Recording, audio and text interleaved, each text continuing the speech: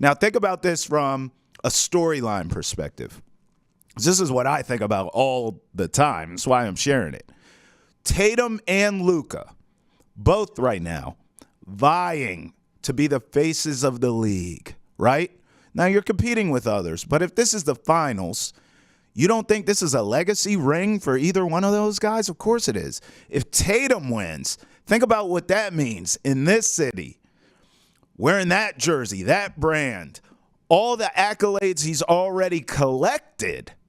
Now you get a ring against Luka, a guy who, look at his side of it. He's got a lot of criticism over the years for some of the things I've said. It hasn't really worked out. Is it the Mavs' fault that they haven't got the right combo? Is it Luka's fault that he can't get along with anyone? He's obviously one of the greats in this game, maybe of all time, with his skill set, but questions about laziness and does he really want it? Doesn't play defense, all these things. Legacy ring for Luka if he can knock off the mighty Celtics. So you have that storyline angle. And how about this one? I'm going to make you laugh with this. Kyrie, every single time he comes back to the Garden during that series. Can you imagine? I mean, what if it goes 7 and you get a Kyrie back in the Garden for a Game 7? I mean, the expletives, the foul language. Oh, it's going to be great. His antics. Will he burn sage again? Like, it's just going to be fantastic. So I think storyline-wise, 2 big markets, ratings, interest, a casual fan would absolutely watch Luka against Tatum in the finals because that's what the NBA would market, rightfully so, right? So, look, you're not getting Celtics-Lakers, right? So the next best thing, if you're not getting Magic and Bird, it will be Tatum, Luka. We can market that. Boom, put them together. So that's my pick there for the NBA Finals. And with that, let's bring our esteemed producer back in, Ante Campbell, for a little game of Wick It or Kick It, NBA player drip style. Now, Ante, you remember I wasn't quite as bold at the beginning of the playoffs, but I've seen enough now. I feel like I have a large enough sample size. Luka's playing himself healthy. Mm-hmm.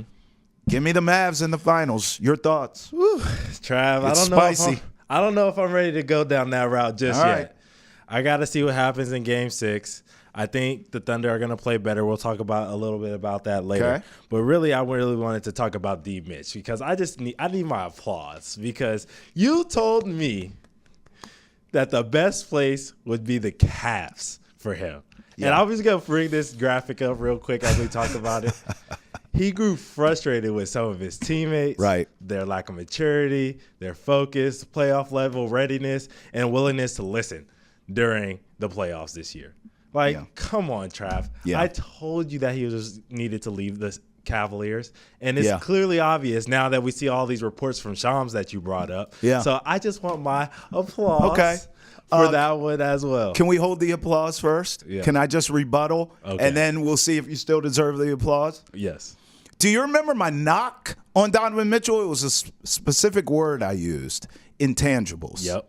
Now, not saying there wasn't immaturity there in Cleveland. Mm-hmm. Clearly it was. I believe it's Darius Garland, according to what Shams put out there, right? But, I mean, Ante, if you have the intangibles, if you are a leader, like what we see from some of these other stars, don't you help get the team in line? You're the mature one, right? You're the grown-up. Yeah. Get these guys in line then. Yeah. I don't believe – that's my issue with Donovan Mitchell. Gifted. Awesome. I don't believe he can be your leader. I don't believe he can be your number one option on a championship-level team. Yeah. Now, we've blamed the franchises so far in his career. Yep. We said we got to get him out of Utah. Now we're saying you got to get out of Cleveland. Everyone's too immature. At what point are we going to hold Donovan Mitchell accountable for not being a leader? That's my issue. Being a leader doesn't mean dropping 30 every night. That's part of it. But can you lead? Can you galvanize? If your team's immature and you're the vet, you're the OG, get them in line. Yep. I mean, it's a reverse on this show. I'm your OG, but you're mature. You keep me in line all the time. You know why? You have intangibles. Yes, you're a leader. I actually believe I deserve a round of applause for that. You do. Right? Let's give each other a round of applause. Yes, look, you're going to be right. He's out of Cleveland, right? Yeah. Yep. We'll see where he goes. I know you like Philly. I think Philly could work because Embiid's your leader, for better or worse. Yeah. And Tyrese Maxey can kind of figure it out. He's the kind of guy that will get in where he fits in. So I think Philly could work, but it will be interesting. Yeah, we'll see. All right, time for Wicked or Kick It, your favorite part. All right. We got Drew Holiday first. Uncle man. Drew? Uncle Drew. What do you think of this fit, Trav? I mean, listen, it's very 90s. The coat there is that's got Fresh Prince of Bel-Air all over it, doesn't it? Yep. The graphic tee there, the stonewash, cut off Florida jorts. Yep. The shorts have Gainesville all over it, doesn't it? Yep. The slides with socks. Yeah, I mean, I'm cool with this, I guess. It's you didn't have to do that, Greg. I'm giving props to the outfit. I'm gonna go kick it, I think.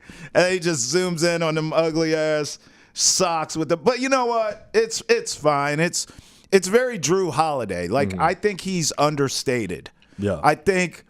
You know what, bro? We're just talking about Donovan Mitchell and his lack of leadership. We think. Yep. This guy has leadership in droves, right? I mean, he has leadership falling out of the pockets of those jorts. That's how much leadership he has. Yeah. And this outfit kind of fits his personality, Ante. He not flashy, doesn't want the spotlight, doesn't want the attention, still stylish. Yeah. Don't get it twisted, right? He's not showing up in his pajamas here, but it's understated. And what do we always see? You know, these Gucci bags and these Louis Vuitton bags. Look what he's got. Water. Greg, go ahead and zoom in on that water bottle right there. I mean, that right there, that is a Target special. He went to Target right next door to us and and got that water bottle for $7.99 on sale. Clearance. Yep. Mother's Day clearance rack. Like, I appreciate that about Drew Holiday, and I think that's who he is. Yeah. I also do appreciate the moisturizer because I'm not going to lie. When I first, Greg, if we could zoom in again back on the knees. When I first saw this outfit, the first thing I did as someone who looks for funnies was I was going to make fun of his ashy knees. Yep. I'm not going to lie to you.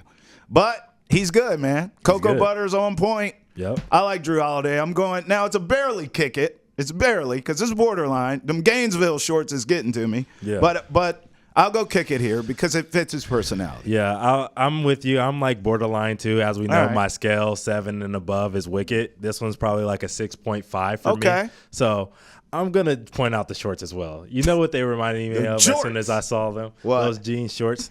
Dukes of Hazzard, man. He got the Daisy Dukes on. Like, bro, what are you doing? Like, what are these, man? You know what I'm saying? It looks like, and then he's got the slides to go with it. It looks like he had a nice fit on, right? And then he got home, he started taking stuff off, and his wife goes, "Hey, can you take the trash out?" And he just threw on the slides, walked out the house, slid the trash bag down the stairs, and threw it outside. I'm looking up the Dukes of Hazzard lyrics. Because I used to love that song. Just a good old boys, never meaning no harm. Beats all you ever saw. Got in trouble with the law since the day they were born. Hey. Making their way. And they had the General Lee car. Man, that show was, what you know about that? You know about that Dukes of Hazzard? Hey, look, like you said, I'm an old soul. All right, let's flip it down. We got to talk about Miles Turner. All right. What do you think of Miles Turner's fit from Game 5? Whoa. In New York. What? Wow. What in the runway is going on here? Look, generally speaking, I make fun of Miles Turner's fits. Yeah. You and I spent a few minutes today on the internet looking at some of his all-time greats and laughing at them. Mm-hmm. However, let the record show, Ante, this one, kick it. You know I love when these players dress up. This is a wonderful suit. Black pinstripe, fitted nice. He got the ice on with the Nino Brown black turtleneck underneath. Yeah, I'm with this. This is a good look right here for Miles Turner. He's played well in this series, too. Yeah. if I'm not mistaken, you've already shipped him to New Orleans, I believe That's was. correct. Right? Yeah, okay. Hopefully. I remember. I listened to you. Yep. I know you think I don't, but I do. This is kicking for me. Anytime you have anyone in a suit or dressed up, professional coming in the game, it always reminds me of the old school when I was a kid when these guys would show up in suits. Yeah. I dig it, man. I like this look a lot for him. Yeah. I like it. I like this fit a lot as well. Look, you know what it reminds me of? He's in New York. He looks like a New York mob boss. He looks like he's going to say, "You come to me on the day of my daughter's wedding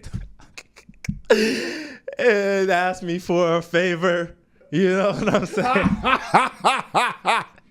But it's dope, though. It's dope. He looks menacing, you know what I mean, as we see. And the pinstripes are cool. Like, growing up is realizing that turtlenecks and pinstripes are cool, and he's rocking both in this fit. I like the chains as an accent, so I'm gonna go Wicked on this one. This is actually a really high one for me.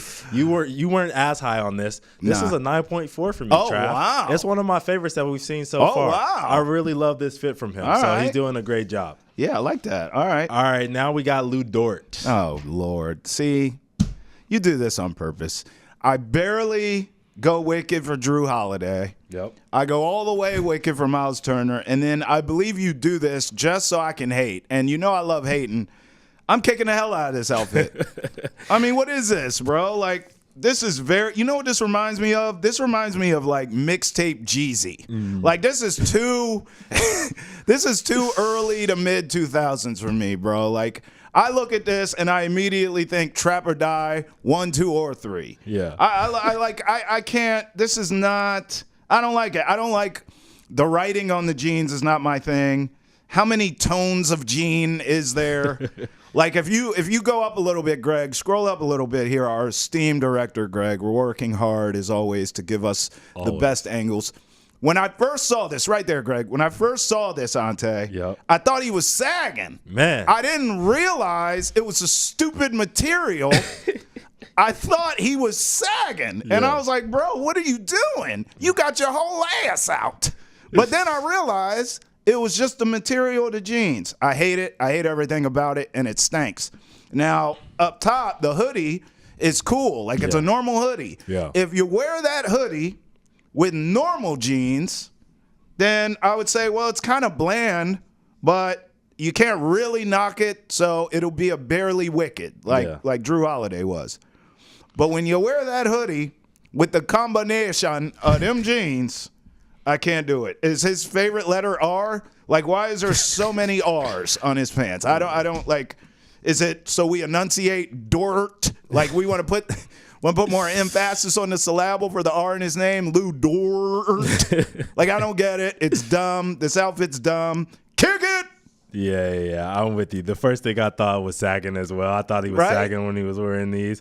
You know what it made me think of? What? It's like when you see those movies and the dude gets caught at some woman's house who already has a husband, and he had to run out with his pants hanging around his ankles, so the bottom of his pants are dragging on the floor. Lou Dort looked like he in an episode of Cheaters. Yeah, and now he looks like he's doing the walk of shame on the way home, and he ain't got no shoes on, and because he left the shoes at the house because he had to run out so fast. And somebody's interviewing him, and he's just saying, I mean, he's out of breath. I mean, she told me he was at work. I didn't know. I didn't know he was coming home, you know. That's it. And then he's got the long drawstrings on the hoodie. It looks like he had to pull the drawstrings because he was trying to hide his face while he was running out the house. Bro, I know when he washed that hoodie, he got to find that damn drawstring. I know it comes out every time, Trav. It's like one on this side, one on the other side. He's getting the straw. He's like, hey, baby. He's asking his girl before he walks out. He's like, hey, baby, are my drawstrings matched up? Are they the same length? You know what I mean? I'm crying. Look at his face. His face knows this outfit dumb as hell. I didn't have time to put this together. I'm on this episode of Cheaters. Damn it, man. I got a game tonight. Yeah.